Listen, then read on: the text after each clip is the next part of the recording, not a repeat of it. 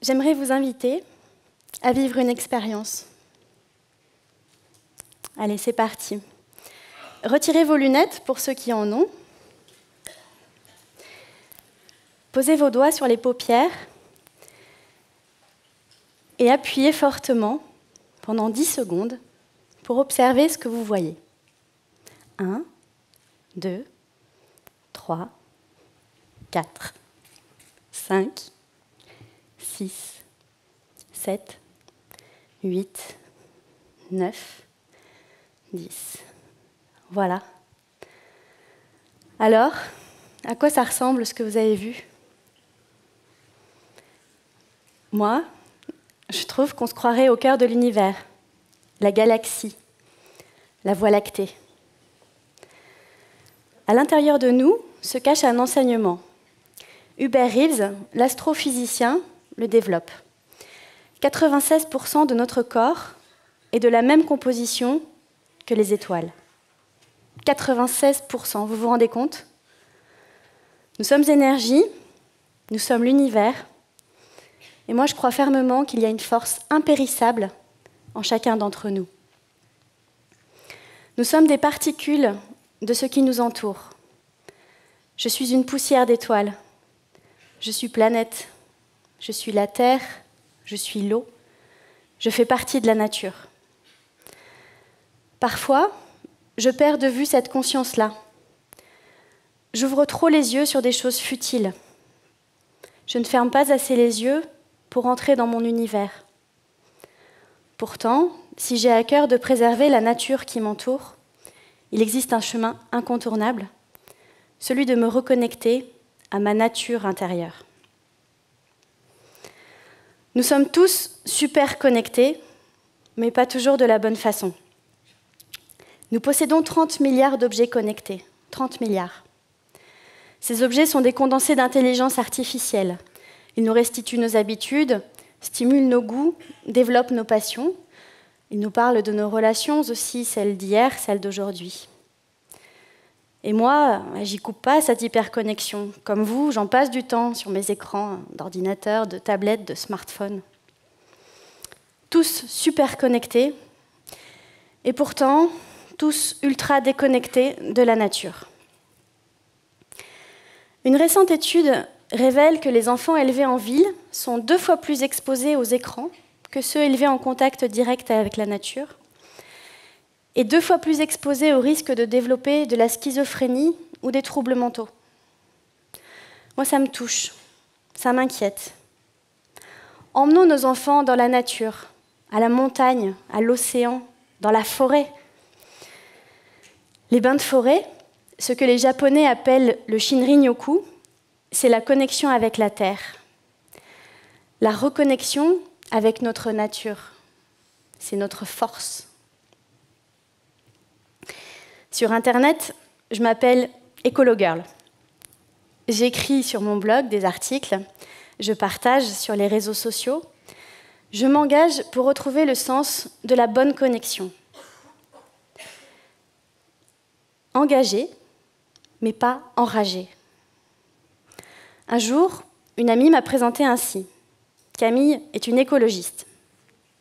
Je me suis aussitôt vue enchaînée à une centrale nucléaire. Ça m'a gênée. Ça m'a gênée parce que je me suis sentie réduite à une seule cause. Ça m'a gênée parce que, évidemment, je suis écolo, mais je ne suis pas une combattante. Moi, je ne suis pas là pour sauver la planète. La planète, elle s'en sortira toujours. C'est juste nous qui allons crever avec une bonne partie de la vie sur Terre. Alors, sachant ça, j'essaye de sauver ma peau et celle de ma famille. Je me pose des questions tout le temps. J'expérimente constamment. Et via ma connexion aux autres, je partage mes réponses. Voilà, c'est juste ça, Écolo-Girl. Pas de grands discours, pas de leçons de morale, des questions, des prises de conscience et des actions accessibles à tous. Est-ce que je regarde mon téléphone quand je parle à quelqu'un? Est-ce que j'accorde plus d'importance à un écran qu'à un sourire, un regard, une rencontre? Réponse évidente, mise en pratique pas si simple. Plus facile, j'ai besoin d'une nouvelle paire de chaussures. Est-ce que je craque sur les dernières baskets à la mode qu'on nous impose sur nos écrans? La série limitée de Stan Smith d'Adidas ou la dernière version de Nike ou de Puma? Moi, j'ai choisi des baskets Veja parce que cette marque a convaincu des habitants de l'Amazonie, de la forêt, de valoriser le caoutchouc plutôt que de couper les arbres. 1 kilo de caoutchouc récolté, c'est 1 hectare de forêt préservée. J'ai choisi cette marque parce qu'elle travaille sans relâche pour trouver des matériaux innovants, des alternatives au cuir animal. J'ai choisi Veja plutôt que Puma parce que je préfère qu'un ouvrier d'une coopérative de coton bio soit décemment payé, plutôt que de donner mes sous à Usain Bolt, qui prête son image à la marque à la panthère. Oui, le marketing, c'est 40% du prix d'une paire de baskets aujourd'hui. Gandhi disait « Le monde contient suffisamment pour les besoins de chacun, mais pas assez pour la cupidité de tous. » Notre monde va mal, et je ne suis pas toujours optimiste quant à la suite. Certains ne cessent de croire que tout peut continuer comme si de rien n'était. Moi, j'aimerais que nous regardions les choses en face, avec lucidité. Grâce à la lucidité, je découvre que j'ai le choix. Elle est là, ma force. J'arrête d'agir sous les injonctions des autres, des marques, de la société. J'arrête d'agir comme un robot parce que j'ai le choix. Le choix, ça a une puissance de fou.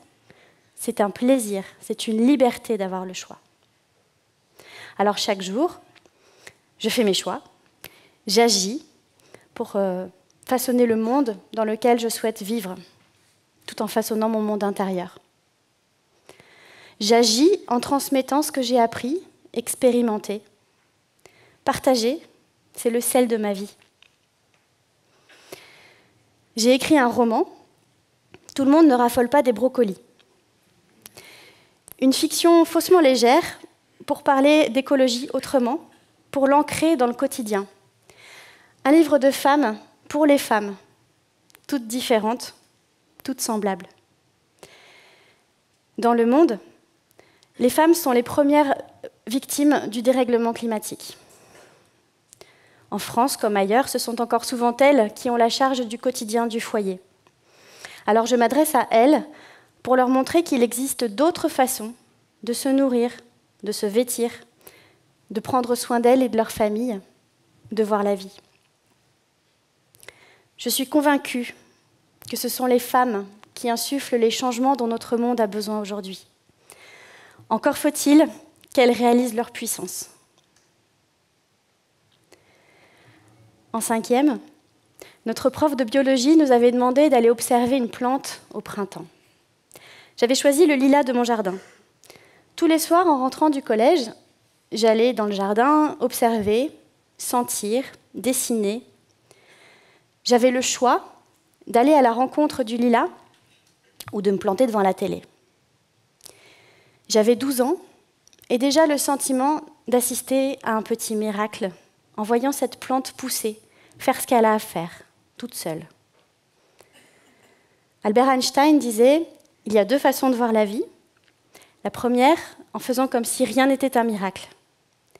La deuxième, en faisant comme si tout était un miracle. » Alors, je vous invite à nous laisser porter par le miracle de cet instant, le miracle de notre connexion.